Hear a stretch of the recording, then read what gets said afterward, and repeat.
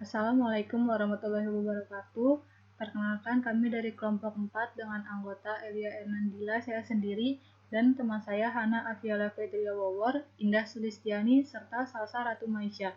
Di sini kami akan mempresentasikan mengenai PKM penelitian kami yang berjudul Fenomenologi Strategi Promosi Online melalui Instagram pada UMKM Macadamia Kitchen di masa pandemi. Pertama ada bab 1, pendahuluan latar belakang. Pandemi COVID-19 di Indonesia sudah berlangsung selama lebih dari 1 tahun. Di tengah masa pandemi tersebut tidak hanya keterpurukan atau hal negatif yang terjadi, ada pula hal positif. Dalam hal ini, masyarakat Indonesia tidak terus-menerus terpuruk dengan situasi, tetapi terus mengembangkan ide dan usaha untuk mempertahankan situasi yang baik. Seperti salah satunya memunculkan pengusaha-pengusaha baru yang sebagian besar dilakukan secara online. Usaha online bukan suatu hal yang baru. Seiring perkembangan zaman, semakin banyak muncul media baru berbasis internet, di mana memungkinkan banyak orang mengaksesnya. Di era globalisasi saat ini, tampaknya tidak hanya perkembangan teknologi canggih, tetapi juga gaya hidup individu saat ini yang modern dan mudah. Pemanfaatan media internet berkembang pesat dan menjadi bagian terpenting dalam bidang ekonomi dan dalam memenuhi kebutuhan manusia. Pada awalnya komunikasi terjadi hanya secara tatap muka, sekarang berkembang menjadi secara online berbasis internet. Dalam hal ini, contoh komunikasi berbasis internet adalah media sosial yang merupakan media online. Media baru dalam hal ini menjadi salah satu media yang mampu menjadi sambungan ekonomi masyarakat selama pandemi dengan cara menjual barang atau produk yang mereka perdagangkan melalui Instagram. Namun karena Instagram adalah platform digital yang membuat kita berbagi momen menggunakan foto, oleh sebab itu masyarakat yang ingin menjual produk mereka melalui Instagram harus juga memiliki kualitas foto yang baik. Berdasarkan data persebaran COVID-19 di Indonesia pada website resmi covid19.go.id yang dikelola oleh Komite Penanganan COVID-19 dan Pengelolaan Ekonomi Nasional, jumlah masyarakat Indonesia yang positif virus corona sebanyak 1.677.274 jiwa dengan keterangan sembuh dari virus sebanyak 1.530.718 dan jumlah masyarakat yang meninggal sebanyak 45.796 jiwa. Sedangkan di lokasi yang ia teliti pada penelitian ini yaitu Sumatera Barat tercatat sebanyak 36.268 jiwa positif COVID-19, 33.058 jiwa sembuh dan kasus meninggal sebanyak 783 jiwa. Selama pandemi COVID-19 yang melanda Indonesia, dalam Kompas Media dikatakan bahwa itu juga berdampak pada ekonomi nasional. Hal tersebut bisa dilihat dari indikator perekonomian seperti misalnya pertumbuhan ekonomi, survei kegiatan dunia usaha, indeks manufaktur, retail sales index, indeks keyakinan konsumen, dan jasa keuangan. Pada tahun 2020, pertumbuhan ekonomi nasional Indonesia mengalami pertumbuhan negatif. Pada kuartal 1 di 2020, pertumbuhan ekonomi masih tumbuh sekitar 2,97%, tetapi saat memasuki kuartal 2, mengalami penurunan hingga 5,32%. Puncak dari semua penurunan kondisi ekonomi terjadi di kuartal 2 karena hampir seluruh sektor usaha ditutup untuk mencegah penyebaran virus COVID-19. Langkah awal penanganan COVID-19 diterapkan di sejumlah daerah di Indonesia, salah satunya adalah PSBB. PSBB yang tidak terlalu ketat terjadi saat memasuki kuartal 3. Saat itu perlahan-lahan kegiatan ekonomi mulai kembali sehingga angka penurunan ekonomi pun berkurang dari 5,32% menjadi 3,49%. Pemerintah mengubah proyeksi pertumbuhan ekonomi hingga 3 kali di tahun 2020. Dikatakan bahwa pemerintah menafsir pertumbuhan ekonomi minus 0,4 hingga 2,3% di bulan Maret hingga April. Sementara pada bulan Mei hingga Juni, pemerintah memperkirakan pertumbuhan ekonomi akan turun minus 0,4 hingga 1%. Proyeksi yang ketiga diturunkan kembali menjadi 1,7 hingga 0,6%, yaitu pada bulan September hingga Oktober.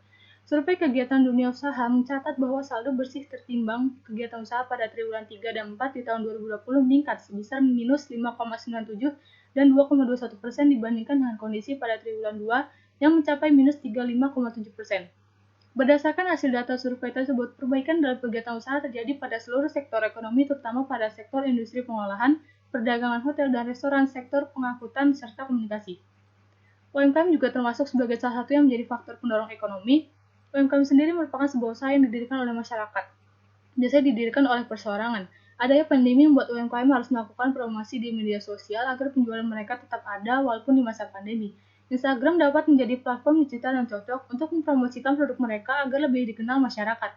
Oleh karena itu, UMKM tentu saja memerlukan strategi untuk mempromosikan produk mereka.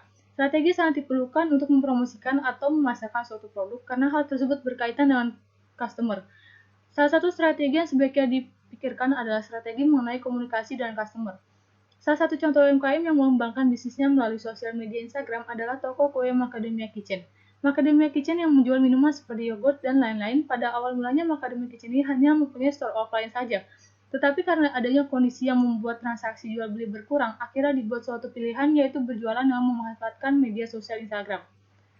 Fokus penelitian kami yaitu berdasarkan latar belakang di atas, peneliti melihat bahwa karena adanya pandemi, semakin banyak usaha online bermunculan. Banyak juga usaha yang tadinya hanya dibuat secara offline harus melebarkan penjualannya secara online.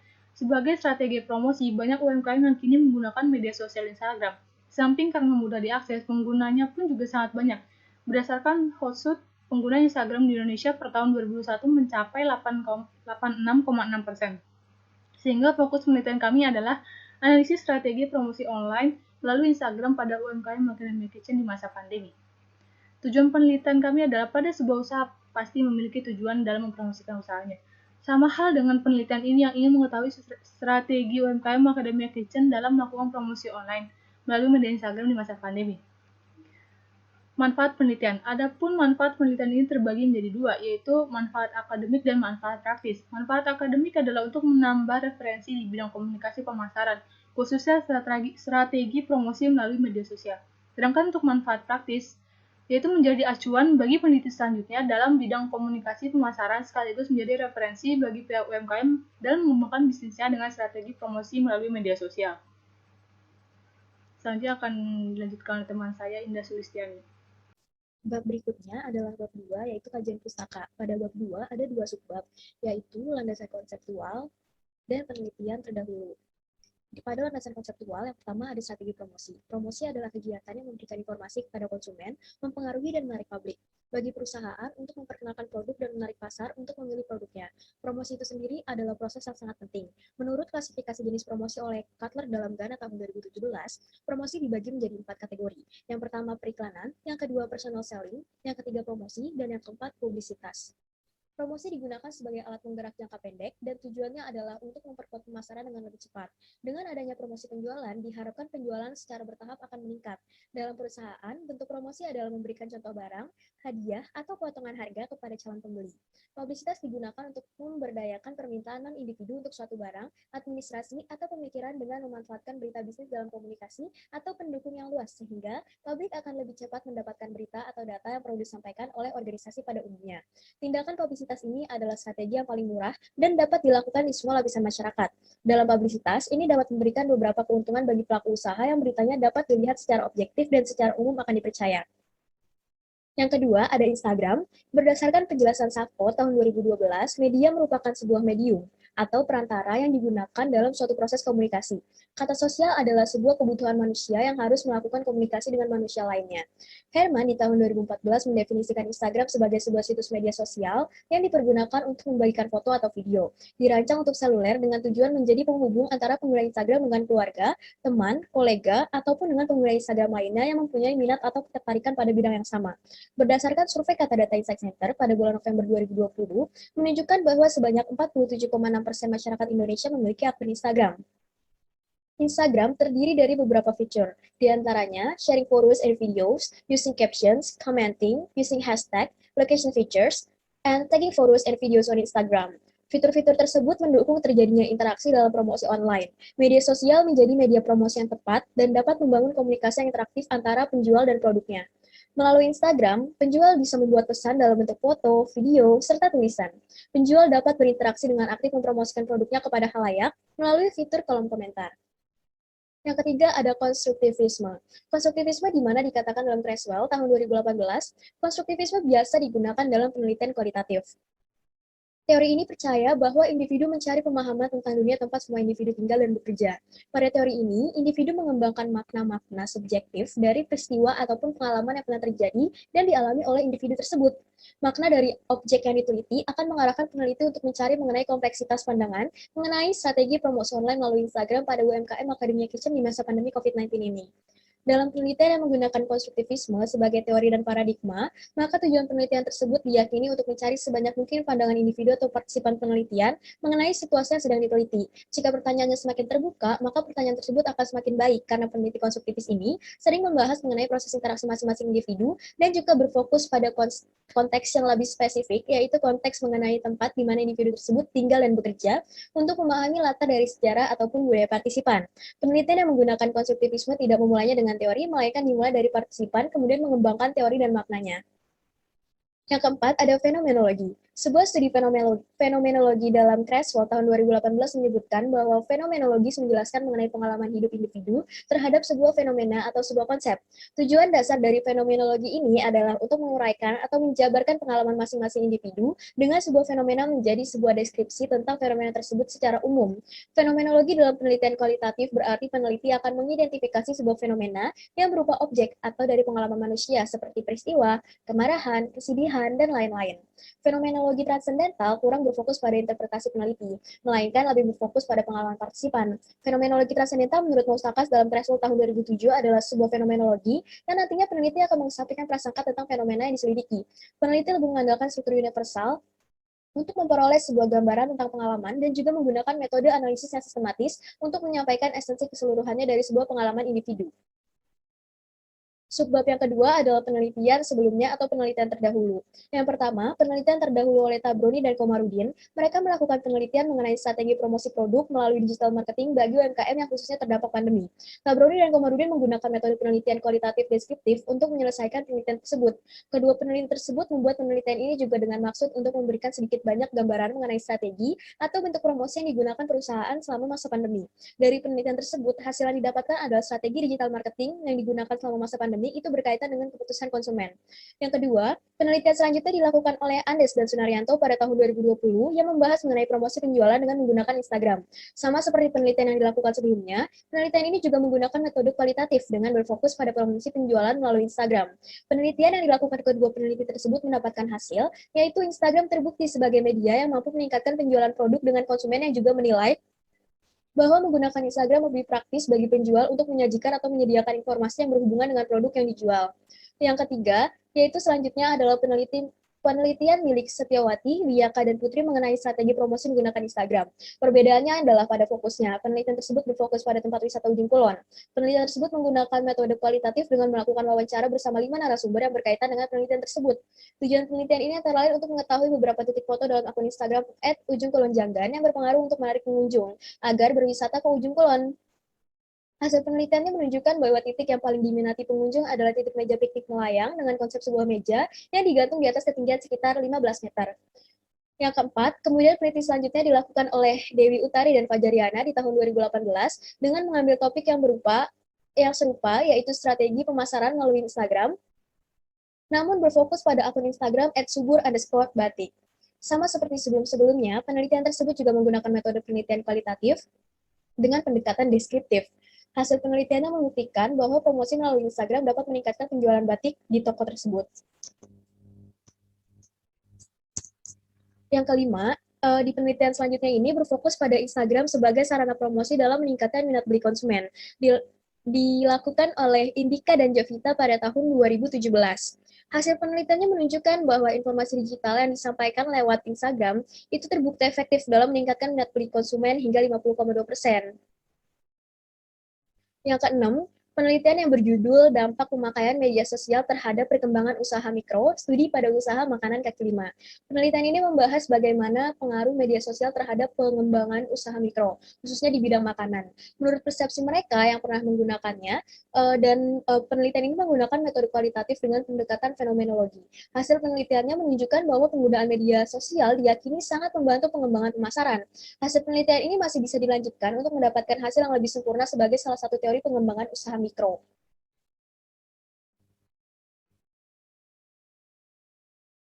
Kemudian yang ketujuh, penelitian berjudul Analisis Strategi Promosi Melalui Pemanfaatan Media Sosial Instagram dalam meningkatkan penjualan produk online shop ditinjau dari perspektif ekonomi Islam, studi pada Miansya Shop, Bandar Lampung. Penelitian ini merupakan penelitian lapangan dengan pendekatan deskriptif kualitatif. Data yang digunakan adalah data primer dan data sekunder, dengan teknik pengumpulan data berupa wawancara, observasi, kuesioner, dan dokumentasi.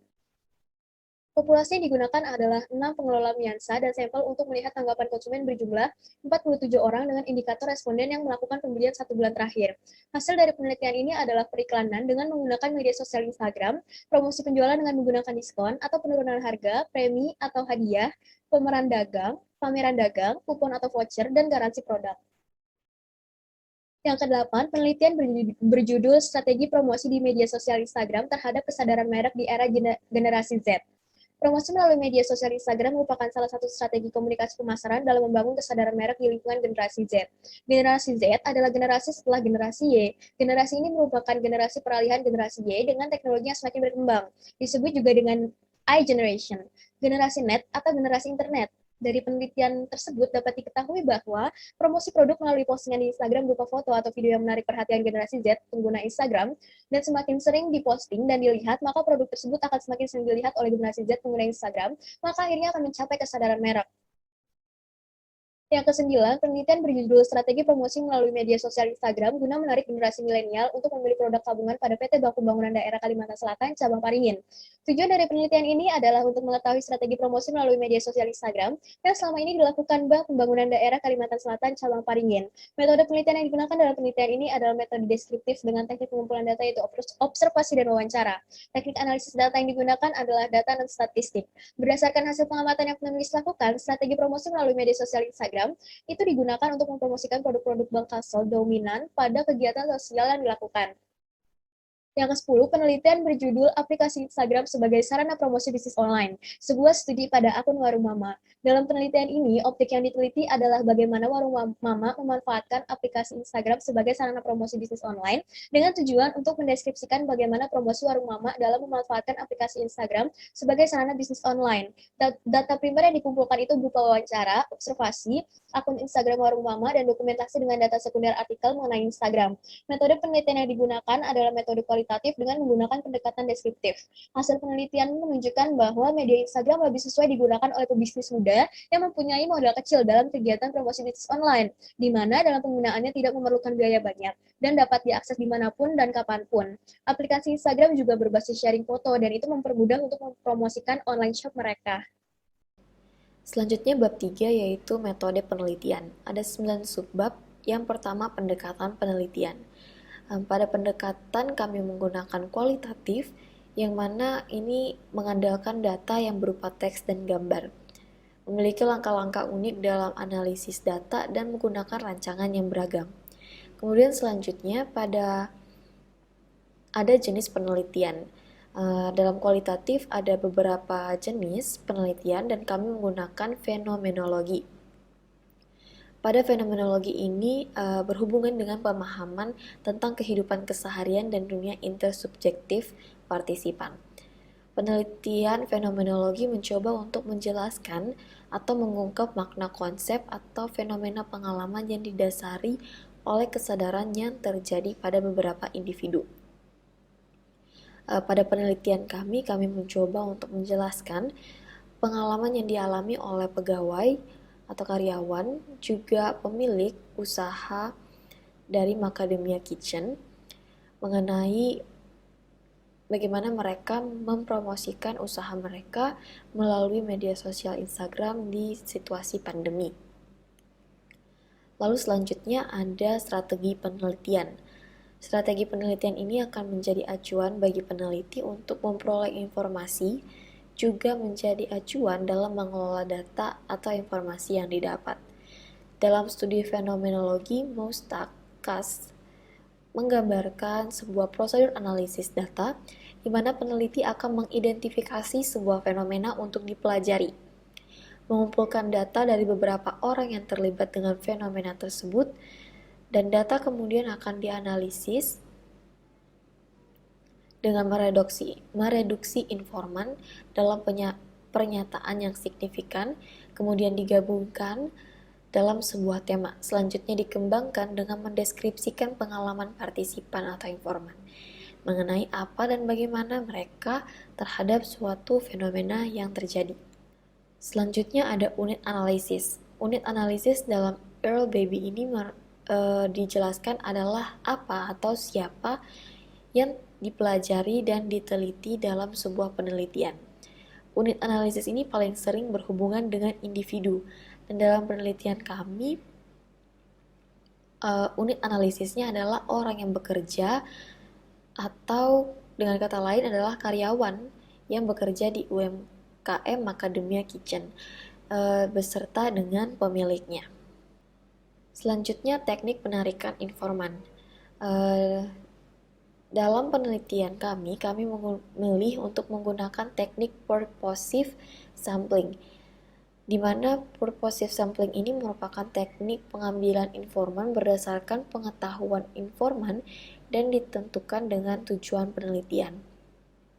Atau istilah lainnya, purposive sampling ini adalah pengambilan sampel yang dibatasi hanya orang tertentu atau memiliki kriteria tertentu yang diinginkan oleh peneliti. Dalam penelitian kami menarik informan yang bekerja di Macadamia Kitchen sekaligus yang terlibat dengan manajemen Macadamia Kitchen yang sangat mengetahui tentang strategi promosi yang digunakan Macadamia Kitchen dalam pandemi melalui internet atau media sosial Instagram. Selanjutnya, metode pengumpulan data. Dalam penelitian yang menggunakan pendekatan kualitatif, data dikumpulkan atau diperoleh dengan 4 cara, yaitu observasi, wawancara, data dari dokumen, dan data audiovisual dan digital. Kemudian selanjutnya ada keabsahan penelitian. Ada uji kredibilitas, uji transferabilitas, uji dependabilitas, uji konfirmabilitas.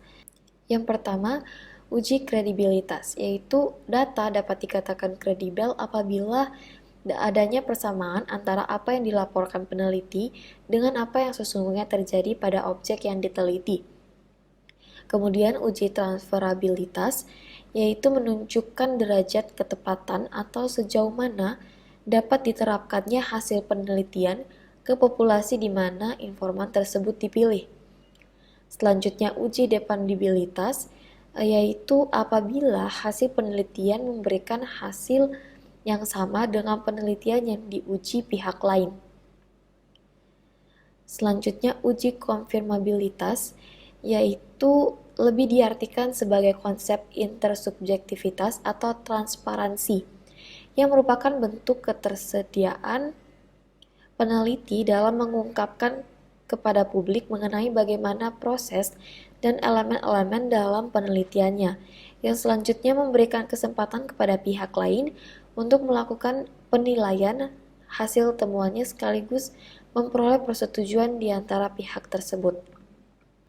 Lalu selanjutnya ada coding, yang dalam penelitian kualitatif, peneliti membuat coding dengan mengatur data mentah ke dalam kategori konseptual, yaitu konsep dan tema.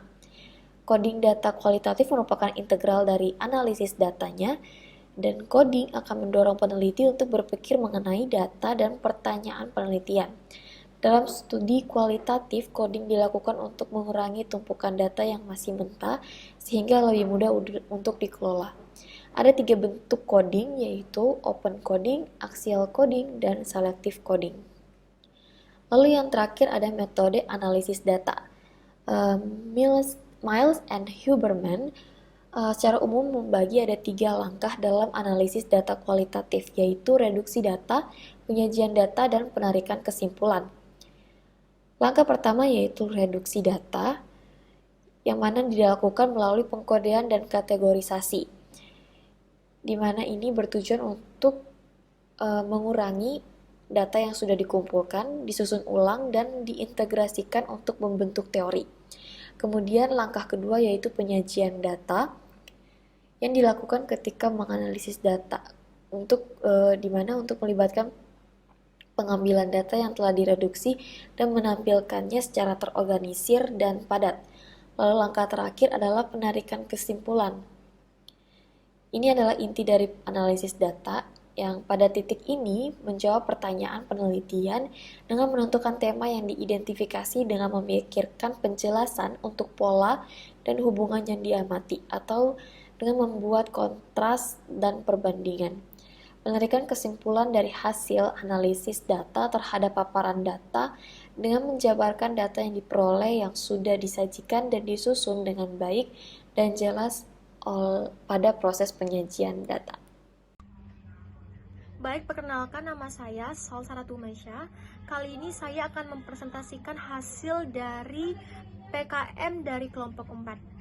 Hasilnya adalah dari wawancara dengan Ibu Marta Sari Dewi selaku pemilik UMKM Macadamia Kitchen, dapat disimpulkan bahwasanya situasi usaha saat adanya pandemi mengalami krisis dan perlu untuk beradaptasi dengan situasi, lingkungan, dan perkembangan zaman. Sebagai pengelola perlu mengatur strategi untuk mengatasi krisis.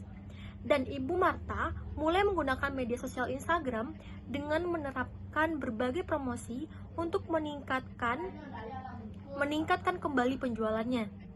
Media sosial Instagram tersebut digunakan sebaik mungkin dengan menggunakan fitur live story, mengunggah foto yang menarik, dan menggunakan untuk mempersuasikan halayak atau pasar yang lebih luas.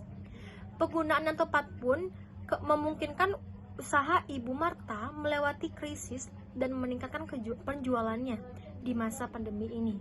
Walaupun begitu, tetap ada untung dan ruginya, dan juga ada tantangan yang memerlukan tindakan lanjutan. Dan juga di sini kami menyimpulkan juga hasil wawancara dengan pegawai yang menceritakan bahwasannya selanjutnya adalah pembahasan. Dalam penelitian fenomenologi, peneliti akan menguraikan atau menjabarkan pengalaman tiap individu yang terlibat dengan fenomena yang sedang diteliti. Penelitian ini berfokus pada fenomenologi jenis transcendental yang mana hanya berfokus pada pengalaman partisipan, yaitu pemilik dan pegawai UMKM Macadamia Kitchen. Fenomena yang terjadi adalah situasi pandemi yang berdampak pada banyak sektor, salah satunya yaitu perekonomian usaha-usaha mikro kecil. Situasi pandemi saat ini dapat membawa kerugian bagi pengusaha ataupun sebaliknya, menjadi peluang lebih maju dari sebelumnya. Hal tersebut tergantung cara setiap pengusaha mengatasi situasi pandemik dengan kreatif. Berdasarkan hasil wawancara dengan pemilik serta pegawai di UMKM Macadamia Kitchen yang telah dijabarkan pada bagian sebelumnya. Sebelum terjadinya pandemik, pendapatan UMKM Macadamia Kitchen mengalami peningkatan setiap hari. Namun penjualan saat awal pandemi sangat turun drastis, di mana saat itu penurunan mencapai 50% semenjak diberlakukannya PSBB di awal pandemi. Pelanggan cenderung tidak datang langsung ke toko. Selain situasi PSBB, jam operasional toko berubah dan mempengaruhi pendapatan UMKM Macadamia Kitchen. Ruang gerak yang terbatas dan juga waktu yang terbatas membuat penjualan mengalami penurunan. Dalam setiap strategi yang dilakukan ada untung dan juga ruginya. Adapun keuntungan dari penjualan online ini yang dilakukan oleh UMKM Macadamia Kitchen adalah produk semakin dikenal dan dapat memperluas pasar. Melihat UMKM Macadamia menargetkan halayak pasar tidak hanya di dalam kota, tetapi juga di luar kota Padang. Penggunaan media sosial Instagram sangat mempengaruhi tingkat penjualan toko dan memberikan dampak yang baik. Selain itu, kerugiannya adalah terjadi pada kesalahan komunikasi dengan pelanggan. Seringkali pelanggan juga terlalu memaksa. Promosi online yang dilakukan oleh Macadamia Kitchen membawa pengaruh positif pada penjualan mereka. Toko semakin dikenal, peningkatan penjualan, serta mengalami tantangan yang baru pula. Selanjutnya adalah diskusi. Pada bagian ini, peneliti akan menjelaskan bagaimana proses analisis data serta membuktikan keabsahan data yang digunakan dalam penelitian ini. Sudah dijabarkan pada bab sebelumnya mengenai tahapan analisis data dalam penelitian kualitatif, yaitu reduksi data, penyajian data, dan penarikan kesimpulan. Pada tahapan reduksi data, peneliti mereduksi data melalui pengodean dan kategorisasi. Pada tahapan ini, peneliti membuat kode, merangkum, dan tema terhadap data yang telah diperoleh. Selanjutnya, pada tahapan kedua yaitu penyajian data, peneliti mendeskripsikan hasil data yang telah terorganisir pada tahapan sebelumnya. Hasil penyajian data ini dapat dilihat pada hasil dan pembahasan. Kemudian tahapan terakhir yaitu penarikan kesimpulan dapat dilihat pada subbab selanjutnya. Pada tahapan introduksi, fungsi coding adalah mengatur data mentah ke dalam kategori konseptual dan terdapat 3 bentuk coding yaitu open coding, kedua Excel coding, dan selective coding. Pada tahapan open coding, peneliti akan membaca serta meninjau data sedang mengidentifikasikan konsep dan tema serta menetapkan kode awal. Selanjutnya, pada tahap kedua yaitu axial coding, peneliti berfokus pada kode dan konsep atau tema awal pada proses open coding di atas. Peneliti akan menguraikan dan mengidentifikasi hubungan antara tema atau konsep ketika meneliti kode. Selanjutnya adalah keabsahan data. Dalam penelitian kualitatif ada 4 tahapan untuk melihat keabsahan data dalam penelitian. Di antaranya uji kredibilitas, uji transferabilitas, uji dependabilitas, dan uji konfirmabilitas. Pada uji kredibilitas data, peneliti akan melihat perpanjangan pengamatan, meningkatkan ketekunan, triangulasi sumber, dan teknik dan waktu, serta analisis kasus negatif dan menggunakan bahan referensi dan member check. Dalam penelitian ini, uji kredibilitas yang kami lakukan adalah meningkatkan ketekunan, triangulasi teknik, serta menggunakan bahan referensi. Meningkatkan ketekunan berarti peneliti memeriksa dan mengamati kembali data yang terkumpul secara terus-menerus untuk memastikan data yang didapat benar adanya. Peneliti juga membaca berbagai referensi untuk memperluas wawasan. Dalam hal ini, terkait dengan dampak pandemi terhadap UMKM di Indonesia dan cara apa yang paling banyak digunakan pengusaha untuk membangkitkan usaha mereka. Pada triangulasi teknik yaitu pengecekan data kepada sumber yang sama tetapi dengan teknik yang berbeda.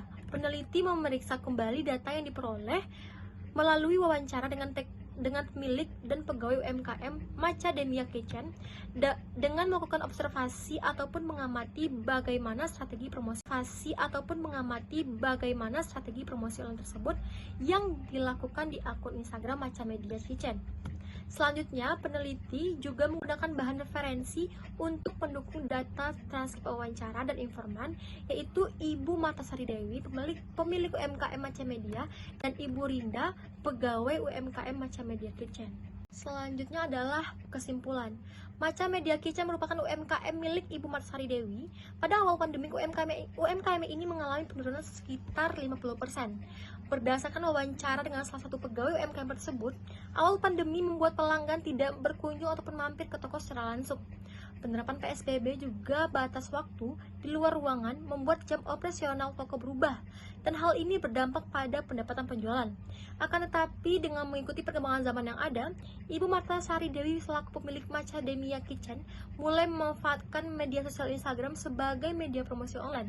Melalui bersama admin akun Macadamia Kitchen melakukan live story, mengunggah foto-foto yang menarik, dan mengajak konsumen secara online dengan menerapkan promo yang menarik.